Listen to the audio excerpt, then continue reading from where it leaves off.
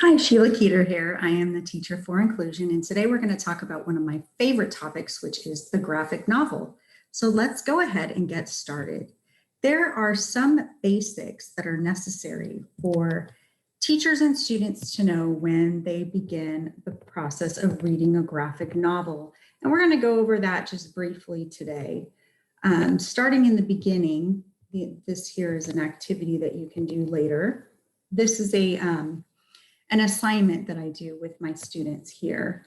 And I have a dance party warm up on paper to get them in the mood for graphic novels. You can also use something like a graphic organizer, such as this one, to help them take notes on the basics of graphic novels. So let's go ahead and look at some of the basics. If you look here, you'll see that at the top two boxes is considered a panel. And on the right side of those two boxes, there's dialogue bubbles, okay? That signifies someone is speaking. At the bottom, where it's labeled gutter to the left, that is the space in between the boxes. Narrative to the right, where it's labeled later, that's typically written with a different color or some type of different font. And also with sound effects, that's written with different fonts.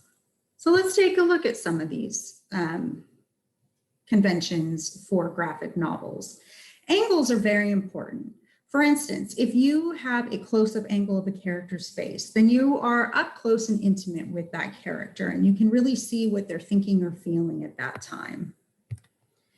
Another thing is having neat, tidy boxes. Sometimes you'll have neat, tidy boxes. Sometimes it will be an image on a page with no boxes at all. For this image here, this is from the Complete Persepolis, and they have neat, tidy boxes because this is the beginning of the story when war isn't taking place and Persepolis's life is just fairly normal and stable. Another thing that a graphic artist might do is try to put a focus on a particular character. And when they do this, they put him typically in the middle. As you can see here, Jordan from New Kid looks distressed about something. We also learn a lot about the characters that are in the background. So if you look in the left-hand side with the boy with the red hat on, we can tell just from looking at the picture that he is the class clown. In this one, we talk about faces, and as you can see, all three characters are smiling, so they are full of joy. And this is from Hey Kiddo in a book when they don't typically smile all that much. Pictures with lighting. If you see this one, this is the Cask of Amontillado, and the author uses, or the illustrator uses, a lot of reds and oranges and blacks to kind of create that spooky mood. We can also see in a close-up in the middle right box of one character looking terrified while the other one looks a bit sinister. Here's a heartbreaking image from Anne Frank's diary. And what the illustrator did is, if you look at the bottom box, he used light colors for Anne's sister's face. And what this is a dream that Anne had that her sister's being taken to Auschwitz. And just that little bit of light color really brings out the horror and terror that she's feeling in this moment. Some activities that you can do with graphic novels, which I think is really worth mentioning because sometimes teachers think this is new and what do I do with this? So here's a few suggestions. This one is, they call this Enemy by George Takei. And what I have basically is a picture of him in the middle, and then students created all kinds of words to describe him. They can also use quotes and that sort of thing.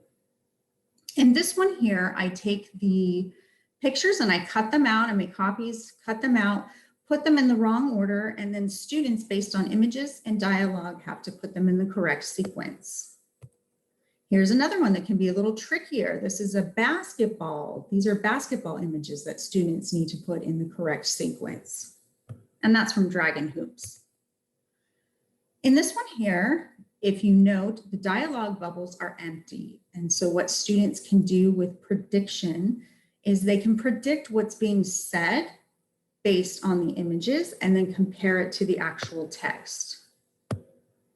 If you'd like to do a gallery walk, we have symbolism, inference, and automatopoeia, and you can use just about any literary device in a gallery walk with images. And then lastly, I have a collage here. So basically they can take a theme and create a collage using magazines, pictures from the internet. They can also copy and print out, or the teacher can copy and print out images and even have them do it in a small group. So these are all the different things you can do. One last thing I think is worth noting is I hear a lot of concern when it comes to graphic novels about, well, students don't get to use their imagination. They have all the pictures already there for them. One way to remedy that is to give students dialogue and have them try to draw what they think everything looks like based on the dialogue, and then from there they can compare it to the text. Okay, well, I hope you enjoyed yourself and I hope you got some tips for teaching graphic novels. Thank you so much. I'm Sheila Keeter, teacher for inclusion. Have a wonderful day.